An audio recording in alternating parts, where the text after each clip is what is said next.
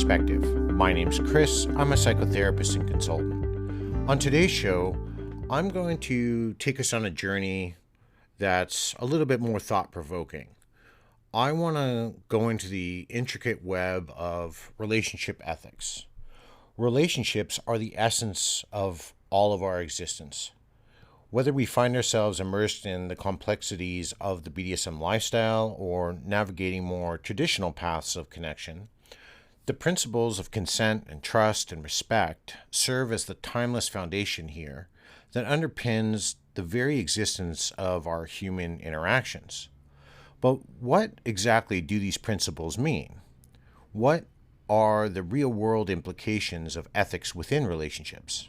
How do these principles traverse the diverse landscapes of the human experience? These are some of the questions today that I want to explore in the coming moments of the show. Now, imagine for a second that relationships are a grand framework, a work that's kind of layered with experiences and emotions and connections that go throughout our timeline. Now, each moment has its own unique narrative and perspective, and each one is a different area of the relationships we form throughout our life. But beneath the intricate patterns that we've created for our life lies a common thread that runs through them all: relationship ethics. These ethics are the invisible but palpable framework that guides us regardless of the role we play in our relationships. They are the compass that helps us navigate the delicate areas of consent, and trust, respect, and empathy. These principles are not only confined by the labels we wear, or even the dynamics that we engage in. They are the universal ties that bind us together. Now, as we move forward, I want to kind of go through some of these ethical principles, not as an abstract concept, mind you, but as the tangible forces that really do shape our lives. I want to look at some, scenarios that will be how these intricately play inside of the realm of relationship ethics. And it's truly important here to emphasize that this isn't just about distinctions. It's not just a matter of this community versus that community. It's literally about our shared human experience. It is about this real intricate area of consent, that real fragile bridge of trust, and the ever-present embrace of respect that does touch every one of us. So take a moment here, reflect on your own relationships, whether they're familial, friendship-wise, or even romantic, and look at your own experiences as we go through this kind of exploration of the heart, and we look at the deeper area of relationship ethics. Today, I really want to uncover this and the inside of these principles that really do form this foundation of our connections. And we're going to see how they all kind of play a very pivotal role in the unique story of you and me. So first, we kind of need to define relationship ethics. So how do we do that? Now, relationship ethics as a concept serves as the bedrock of all of our connections. Now, that's regardless of the roles you're going to play, whether you're more passive participant in your relationship or you're more a little bit aggressive. It becomes this overarching framework that guides us through the intricate moments of our lives as we meet and interact with other people. When we talk about relationship ethics, we're really diving into the principles that define how we treat one another, how we navigate consent, how we navigate trust and empathy and respect, compassion, and how we ultimately build and maintain the connections. It is important for us to understand that relationship ethics isn't just confined to any particular community or lifestyle. It's not just prevalent for us inside of the BDSM sphere. It is a universal area that ties and binds us all together. So I want to kind of break this down a bit further. Now, at its core, relationship ethics is about finding common ground. It does ensure that the well-being and happiness of everyone is involved is forefront and paramount throughout our experiences. It is about creating a space where people can be true to themselves, express their desires, their fantasies, build those connections that stand the test of time.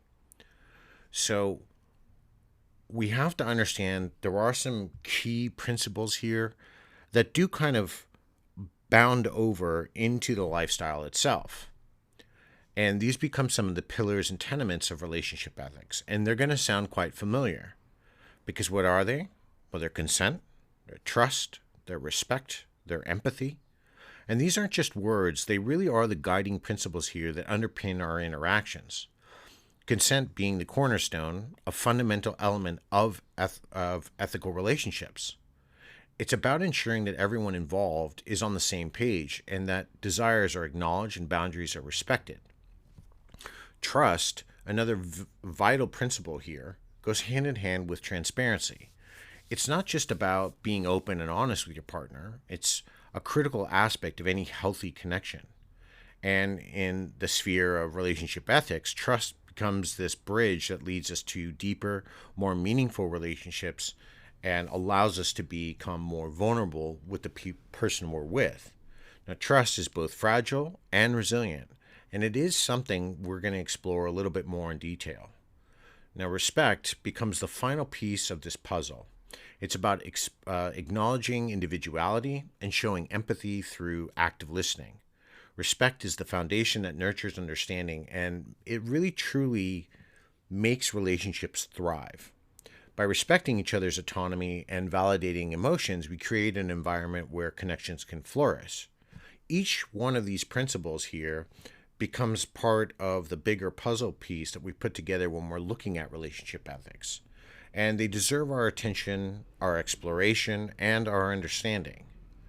So, how do we kind of illustrate these things? How do we look at them? I'm not going to really kind of put in any specific real life scenarios, but rather I want to focus on explaining these principles as abstract ideas that really influence our interactions. Now, often relationship ethics are considered a complex and deep concept that's rooted with these fundamental principles. To grasp these concepts, we need to understand them at the deeper level. Now, we all understand about consent. Now, for instance, it is more than just a simple yes or no. It's a comprehensive concept that involves clear communication, negotiation, and the essential notion of informed consent. This principle is integral to ethical relationships, and it ensures that all parties involved are on the same page and that boundaries are respected and desires are acknowledged. Trust is another critical anchor here, especially. It's intricately connected to transparency. It is about being open and honest with your partner. And that is another key cornerstone of a healthy connection. Especially in the world of relationship ethics, trust is that bridge to these, like I mentioned before, these deeper connections and meaningful relationships. It is that delicate yet resilient element that, when we truly cultivate it, creates the foundations for profound human connections. And then when we finally look here at the third pillar, we're really talking about respect, and respecting not just our partners and our families and our friends, but even ourselves. Now, this revolves around acknowledging individuality, practicing empathy, especially through active listening. And by respecting each other's autonomy here and validating emotions, we create an environment where our connections can truly flourish. We make someone feel safe, we make someone wanting to open up to us, we allow them to be there closer to their authentic self, especially as we get to know them. So, we understand these principles inside of the lifestyle because they're typically built and beat into us daily. And we talk about these things because they are paramount. When I'm doing therapy sessions with couples, or I'm working with somebody individually and they're looking at how to strengthen their relationships, I always come back to these fundamental principles. So I want to do a little bit of a deeper dive in when we're starting to look at some of these things like consent and boundaries. Now, as I mentioned before, consent, obviously everything we do requires consent. It requires someone to tell us yes or no. And sometimes it's pretty straightforward. But beneath the surface, it does reveal a complex web of psychological elements. from a psychological perspective here, consent is intimately tied to the autonomy and self determination, concepts deeply studied in psychology. Autonomy refers to an individual's capacity to make informed and uncoerced decisions about their own actions. And it's the core of personal freedom here, is what I'm really talking about. And in this context of consent, understanding the psychology of autonomy is crucial. When individuals freely give their consent, they exercise their autonomy and they assert their control over their own bodies and their actions. This act of asserting autonomy in relationships contributes to the personal empowerment, emotional well being, and sense of agency, and it allows them to be an active participant. And moreover, when we're talking about the psychology of consent, it really does go beyond the spoken word. Sometimes here we have nonverbal cues or body language play a significant role in understanding and respecting an individual's boundaries.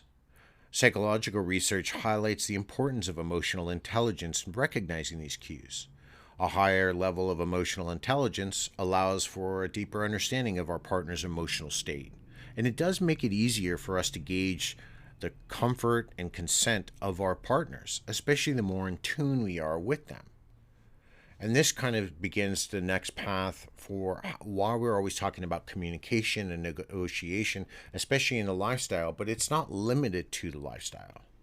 Now, clear communication, we know, becomes the bedrock of all relationships. If we're not talking, we're not understanding each other, we're not checking in, we don't know how we're feeling.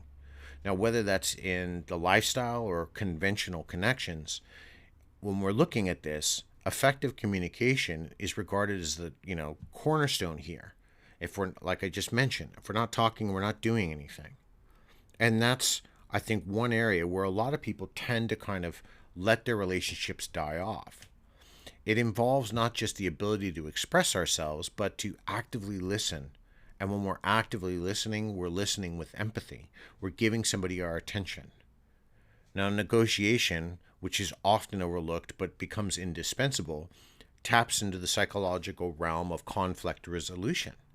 The negotiation process is influenced by negotiation psychology, and it emphasizes the importance of finding common ground while preserving the emotional safety of each party involved. It's allowing us to understand each other and not just find that common ground, but maintain our own autonomy. Effective negotiation techniques are grounded in principles of empathy and assertiveness, and it allows individuals to voice their desires, their fantasies, their concerns, while showing their understanding for their partner's needs. Informed consent here is the psychological process wherein individuals weigh the risks and benefits of their choices. It's why we have to give them as much information as possible when we're discussing possibly a scene or things we want to do together or places we want to go. If I'm really into watching bullfighting in a part of the world and my partner doesn't like animal cruelty, but I want to take them out to an outing, but I want it to be a surprise, this might be an area we need to give them a little bit more information on. Now, while that may seem extreme, it does happen, and I respect the rights of other cultures to do things. So we have to understand that some people's cultures could interfere with our own processes, but we have to be willing to listen and understand. Now, this area of informed consent draws from cognitive psychology, which studies these processes involved in decision making. In relationships, for us, informed consent means individuals possess the necessary information to make choices freely, knowingly, and they're safeguarding their emotional well-being. So when we get down to the lifestyle itself, we also have something else we like to use during scenes, something we may have negotiated through time that if we need to stop, and what am I talking about here, are safe words. Now, the use of safe words for us in the lifestyle becomes a testament to this profound interplay between consent and trust and respect. Studies on trust reveal it's a multidimensional nature here. And it emphasizes the emotional safety and reliability that we've created inside of the foundations of a relationship. Trust within the lifestyle, especially inside of our dynamics, extends to and becomes emotional trust, where individuals feel secure inside of their vulnerability, and we see then the development of secure attachment styles. This deep level of trust is an outcome of open communication and a psychological sense of emotional safety. The concept of safe words, while primarily practical, also delves into the emotional safety. The psychological comfort here of knowing that one's boundaries and emotional well being are respected ends up creating a deeper sense of trust. And this is why we emphasize this so much, and people are constantly writing about it. It underlines the significance of not just respecting boundaries, but also recognizing that they can evolve over time and they align with the principles of growth and transformation found in the psychological literature that we see. Some of it, obviously, I'm kind of touching more in the realms here of relationships themselves, more in the vanilla sense. But it's important that we do emphasize these points and why we use these tenements so heavily inside of the lifestyle itself. So these points really do emphasize these complexities that underlie consent and boundaries within our relationship. The principles of autonomy and emotional intelligence, effective communication, negotiation, cognitive processing, trust dynamics, more profoundly give us this bigger understanding. They not only apply to our lifestyle, but they truly are a concept that we can carry forward and become universally relevant. And we highlight all of these things through understanding relationship ethics and how we interact with other people inside of the world.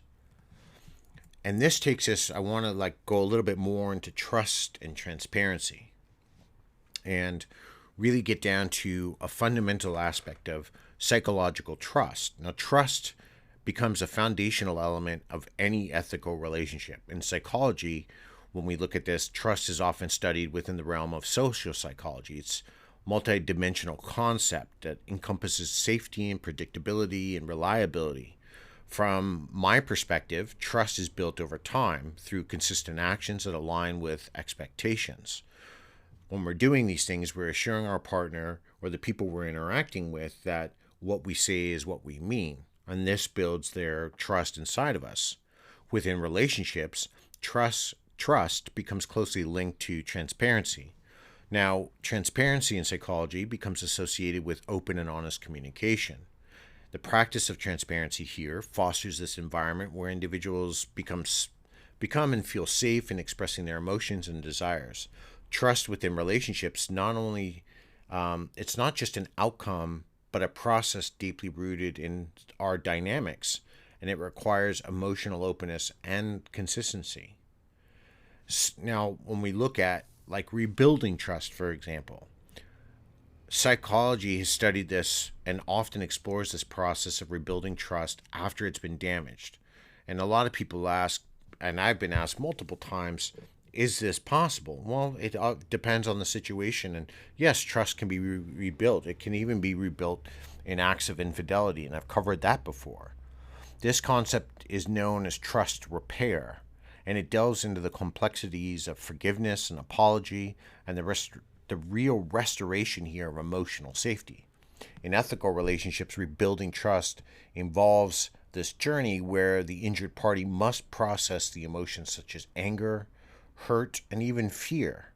And understanding these aspects of trust repair can offer insights into this delicate process of healing within relationships. It really does emphasize the importance of empathy, emotional safety, and communication. And here, it's not just about saying sorry, but demonstrating a commitment to change through consistent actions. And this kind of where the role of transparency and honesty comes in. Transparency and honesty are not just ethical principles, they are the cornerstones of these healthy relationships or any of our relationships. From a psychological perspective, per se, honesty is associated with integrity and ethical decision making. It is about being true to oneself and one's partner. Honesty fosters emotional well being and promotes a sense of security within relationships. Transparency, on the other hand, is an extension of honesty and it encompasses open communication. It aligns with the principles of active listening, and empathetic understanding. It's not just about sharing information, it's about providing a space for open dialogue where individuals can express their desires and their concerns. This really ends up becoming this complex underlying area where these two things coexist inside of relationships. And if we're transparent with our partner, and I'm not talking about, everybody does hold back certain things of their life, but if we're transparent in our actions, if I say I'm going to be somewhere at 7 o'clock and I'm there, they're going to start to place their faith and trust inside of me. But if I'm consistently late and I'm always making excuses and they're just an excuse, then our partner's not going to have the same amount of faith and trust building inside of us because we're not being consistent in our actions and we're not being even transparent. Why? You were late? Oh, well, traffic. Well, in reality, you left work late because you wanted to finish a project, and that's fine. Work is important, but pay your partner enough respect to maybe send them a text or a call and say, listen, I'm going to be running a little bit late. I know I said I would meet you at this time or I'd be home at this time, but if I spend about 10 more minutes here, I can get my project done and I'm done, and I can then focus my attention on you. You're being transparent in your actions. Yes, your partner might feel a little bit upset because you're not home, but they're going to understand the why. And that is truly what's important. And this is where this leads us into respect and empathy. In this area of our relationships, respect stands as the cornerstone of paramount importance. It transcends these superficial pleasantries of courtesy. It really does dive into this recognition of every individual's intrinsic worth. It emphasizes the right to autonomy and individuality. From a psychological perspective here, respect is closely intertwined with the concept of dignity, which is a fundamental human need. To be respected means to be valued, to have one's autonomy acknowledged, and to bask in an environment that fosters emotional safety. Respect within the context of relationship ethics here is the foundation which ethical connections are built, and it creates this sanctuary within our relationships where ourselves and our partners feel secure in expressing all of these things inside of ourselves that we may have not shared with somebody else. It allows each one of us to set our boundaries and, over time, share our vulnerabilities. This, psychology here underscores this profound impact of respect on our emotional well-being of individuals inside of a relationship. It's not merely just a matter of being polite. It's really how ethical connections are constructed. And I've talked about respect before, where building trust is great, but if I walk into my doctor's office, I'm going to respect his position or their position, a man or a woman, it doesn't matter who's the doctor. I'm going to be respectful and call them doctor because they've worked really hard to get that position, or the same with the judge or somebody else may be in a position of authority. I'm going to treat them with as much respect as they're giving me. And I know this concept for a while. People keep saying, oh, you're going to have to earn my respect. Well, if you maintain that, that's fine, if that's what you want to do. But that means, to me, you're walking around and being disrespectful to others until they decide to respect you. Well, you're not going to earn anybody's respect that way, and they're sure not going to live up to your own expectation. There was a time that we were all respectful towards each other. Over time, respect has actually devolved. It hasn't evolved in our society. I'm kind of getting a little off track here, and I'm more preaching a little bit, but I think you all kind of understand my point here. So, empathy, I've talked about empathy before, and empathy, especially inside of relationships, is this skill that really transcends all relationship styles, and it's the key in understanding here to it's an understanding and sharing of the emotions of others and listening and feeling what they're saying. It transcends passive listening. It involves the art of recognizing and validating emotions, especially within relationships. Empathy acts as a conduit for emotional intimacy and connection. It elevates the quality of our connections to profound levels. And from my standpoint, empathy is another bridge that enables our partners to connect on deeper, more meaningful levels because they actually know we care. It's not limited to just hearing words, but it extends to a truly grasping the emotional needs and desires and vulnerabilities of our partners. And the practice of empathy allows individuals to respond to their partner's emotions with heightened sensitivity, and it creates an area of enhanced emotional safety for them, understanding, and profound feelings of being heard and valued. And that's really why we have to be more empathetic, especially inside of our relationships, because otherwise the relationships become one sided. So I talked to this about a little bit before, pardon me, and I talked about, fostering a culture of respect and how this is the way it used to be. We used to take care of our neighbors. We used to say hello to our neighbors. We don't do this anymore, or at least in a lot of places in the world. It's kind of now at the point where we are all out for ourselves. And the more we adopt that principle, the worse things, in my opinion, are going to get. So, fostering a culture of respect within relationships is that dynamic process that hinges on thoughtful integration of fundamental principles. It's about creating an environment where individuals feel empowered to express their authentic selves, where emotional safety is not just a goal, but it's a priority. This process is rooted in principles like autonomy and dignity and empathy. It demands not only open communication, but the validation of each other's emotions.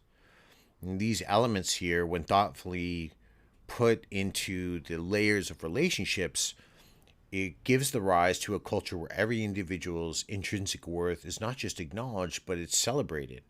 And such a culture becomes the bedrock for autonomy and our emotional well being and a profound sense of connection. And when we explore the depths of, a culture of respect, we understand it's not just a mere aspiration. It becomes the realization of commitment that shapes the very essence of our human connections and interactions with everybody. So I know sometimes that we have challenges, especially when we're inside of relationships. So I want to address some of these. And inside of ethical relationship, challenges are an inherent part of our journey. We're always going to end up facing something. Now, from a psychological standpoint, these challenges can serve as opportunities for growth, discovery, and strengthening the bonds that connect us as individuals. They're not roadblocks, but rather pathways to understanding and empathy and resilience. Relationship challenges often come in various forms, ranging from communication breakdowns to differences in values, jealousy, or extreme stressors. These challenges, when viewed through a psychological lens here, can be seen as invitations to enhance our emotional intelligence and our conflict resolution skills. They present opportunities to develop a deeper understanding of our own and our partner's needs, desires, and triggers, learning that we can disagree with somebody and that be okay, and we can leave the conversation there. We've gotten to the point now that if we disagree, that it's a war line drawn and we're no longer listening. We shut off listening and we're just become angry.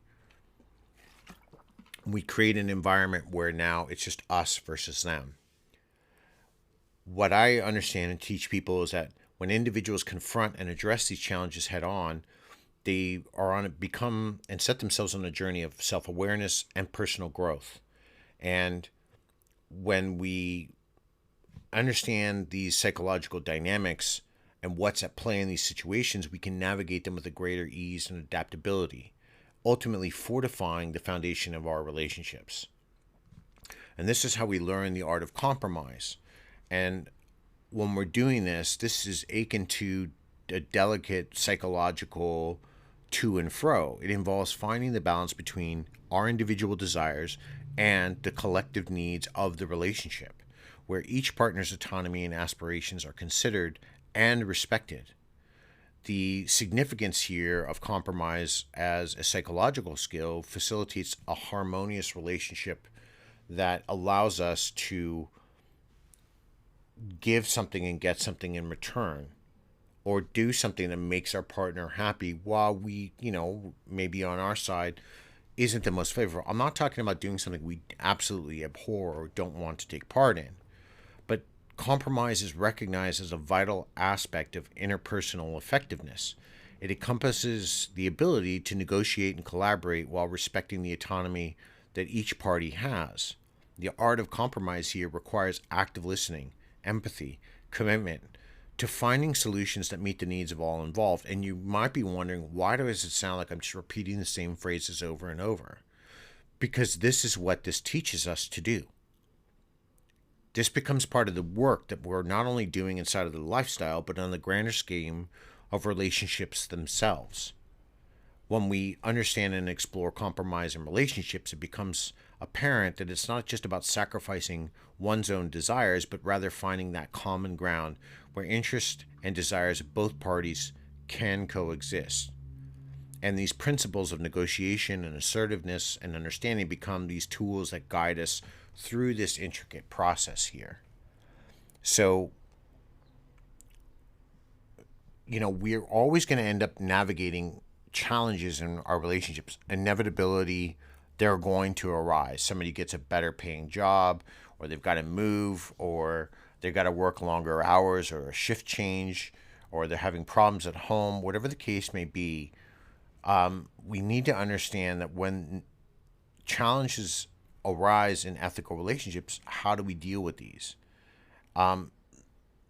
Psychologically, when we hear these stories of people, we need to understand that, they're fighting over these scenarios. They're, somebody wants to get involved in a scene that I don't want to partake in, but they're asking to go and be trained by somebody else. Or, like I said before, maybe it's a job issue or getting terminated from a job. All of these things that start becoming challenges inside of our relationships. How do we deal with them? We deal with them openly and honestly. We allow our partners to talk to us in an environment where we're just listening.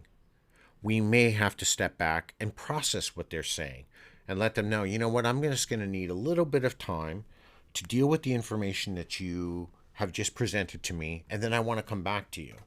Sometimes we don't want to respond right away. We need to take some time to think about it. This involves empathy and active listening, and it engages our problem-solving skills that allows us to confront what we're dealing with. Not every solution or every problem is going to require a massive game plan to get done, but it just does require that we sit back and act. Sometimes our partners just need to talk. Sometimes when they're talking, it's going to invoke feelings in us.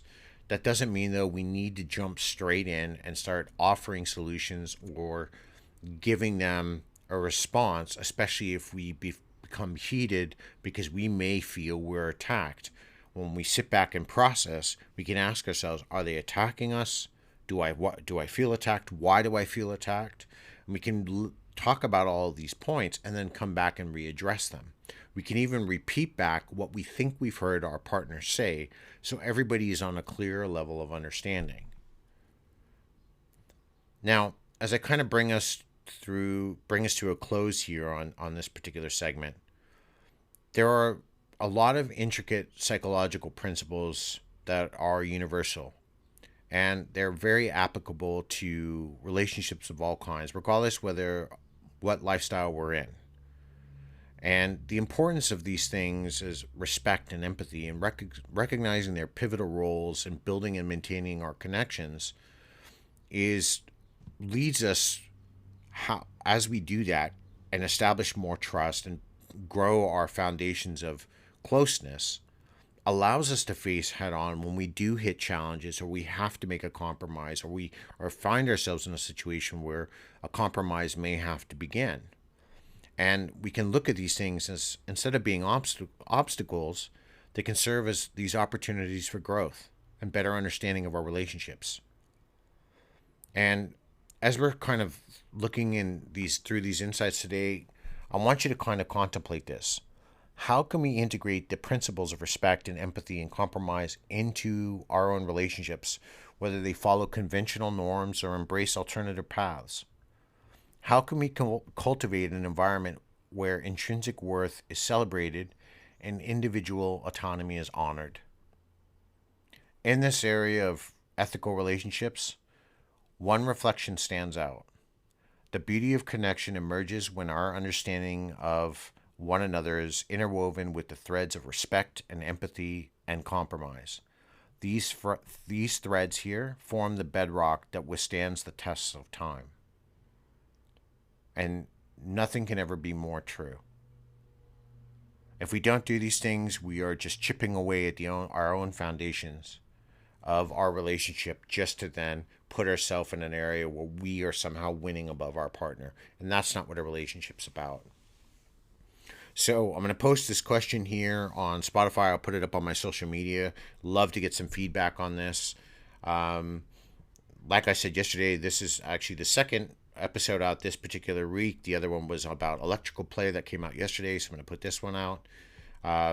If this is the first time listening to my show, please like and subscribe, rate me 5 stars so others can find me, yada, yada, yada, as we all do and here on social media. Do have a book out, Tangled Desires, the intersection between psychology and BDSM. It's out currently where you can download ebooks. I am working currently on my second edition, which is going to end up producing a hard copy for those who've been asking me. I've just take some time.